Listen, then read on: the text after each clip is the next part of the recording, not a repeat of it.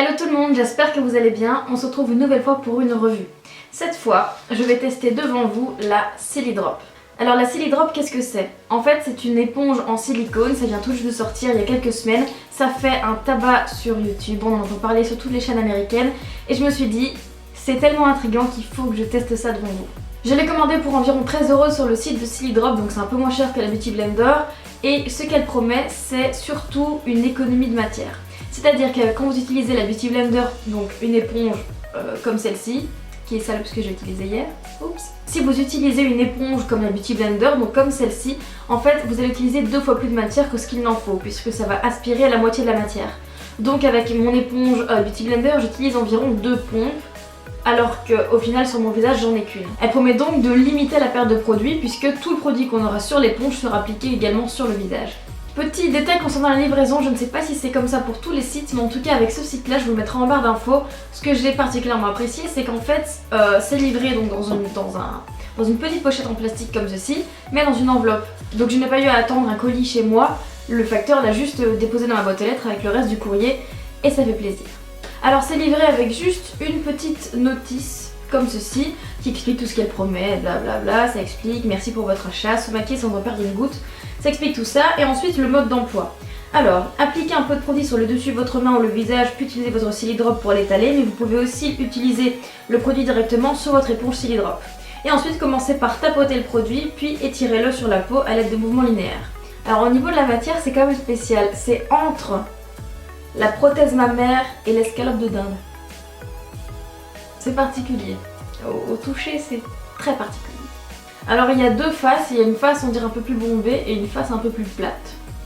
Je n'ai aucune idée de quelle face utiliser, ça a peut-être juste été mal coupé ou c'est voulu. Mais je pense utiliser le côté bombé. Bon, on va essayer ça. Du coup, pour vérifier ce qu'ils promettent, je vais utiliser qu'une seule pompe par rapport à ce que j'utilise d'habitude, puisqu'au final avec ma Beauty Blender, il n'y a qu'une pompe sur mon visage. Je vais l'appliquer directement sur l'éponge, puisqu'ils disent qu'on peut le faire. Je suis très sceptique. Autant vous dire que je suis très sceptique quant à l'utilisation et la rapidité d'utilisation surtout. Oh, c'est spécial.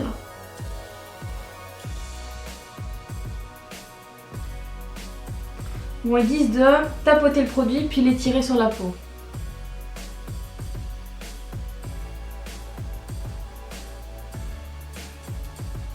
Alors en effet, je vois déjà que la quantité de matière est beaucoup plus importante qu'avec le Beauty Blender.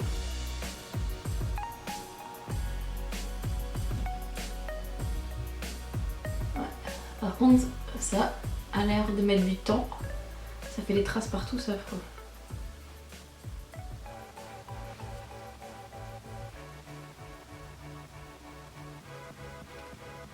C'est très spécial hein, quand même. C'est particulier comme geste. Bon, j'avoue que c'est pas le geste le plus agréable et la sensation la plus agréable sur le visage.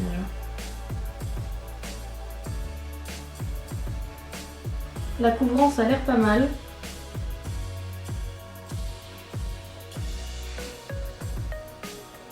En fait, j'ose pas m'approcher aussi facilement qu'avec la Beauty Blender. Par exemple ici avec la Beauty Blender, quand j'ai fait un charbonneux comme ça et que j'ai eu des chutes, je fais mon teint après, mais avec le Beauty Blender je passe directement. Là ça me fait un peu peur. J'ai un peu peur de tout ruiner. Je sais pas trop en fait. Je ne sais absolument pas quoi en penser. En tout cas ça met du temps. Beauty Blender en 5 minutes le teint est fait, là... Mais ça permet une économie, ça c'est sûr et certain. Je n'ai jamais cette couvrance là avec une pompe au Beauty Blender. Bon, je vais essayer d'étirer la matière comme ils disent. Des mouvements linéaires.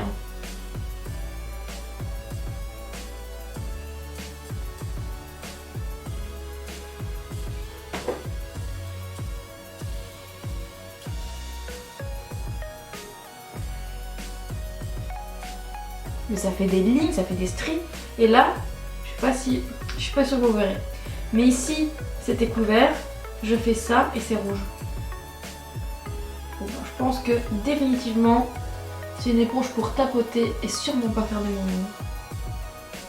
c'est pas très beau. En fait, ce qui est compliqué, c'est que par exemple ici, j'ai déjà fait mes sourcils.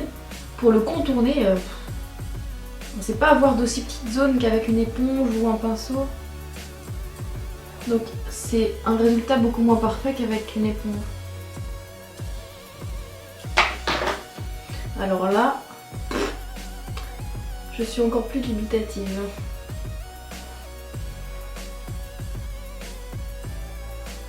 Oh, mais ouais, mais je suis bête. J'en ai mis autant qu'avec le Beauty Blender. Oh, mais ça va être beaucoup trop. Oh, ça va pas du tout. Bon, je vais enlever une partie.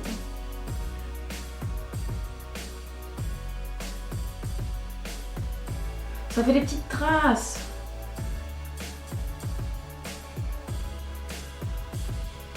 Ça va faire sortir les pores en plus. Berk. Voilà. Pour l'anti-cerne, je vais finir au Beauty Blender et puis je reviens.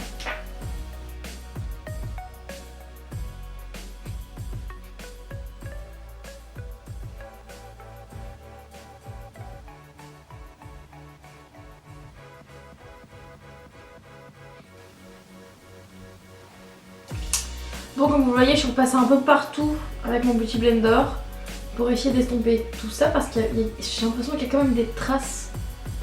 C'est beaucoup moins naturel que Beauty Blender. Bon, naturel c'est un grand mot puisqu'on se maquille quand même. Mais définitivement l'anti-cerne, vous oubliez la Silly Sponge. J'ai dit Silly Drop depuis le début mais c'est Silly Sponge et la marque Silly Drop. Faut pas que je me trompe. Alors un point positif par contre c'est le nettoyage. Autant le Beauty Blender à force le nettoyage n'est plus ultra propre. C'est quand même un nid à bactéries et il faut le nettoyer quand même très fréquemment. Autant ça, vous le passez sous l'eau et c'est bon. Donc c'est un point positif. Alors mon avis final sur la Silly Sponge, je suis très loin d'être convaincue, mais je m'attendais à pire. Je m'attendais à vraiment encore plus galère, même si l'application est vraiment compliquée, elle est pas naturelle, la sensation est pas dingue. Quand même très spécial d'avoir ça sur le visage.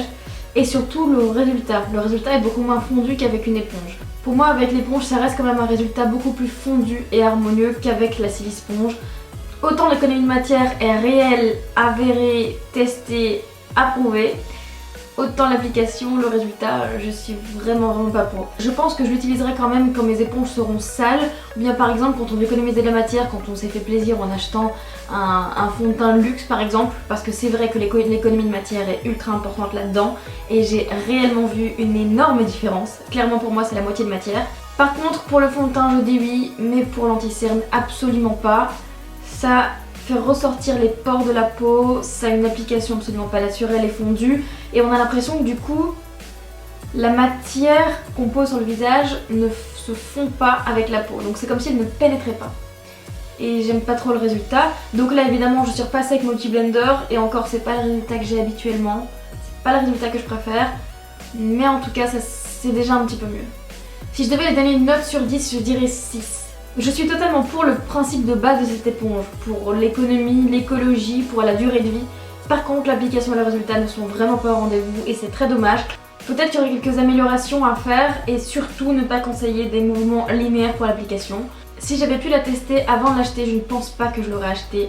Tout simplement parce que pour moi, le principal dans le maquillage, c'est le résultat.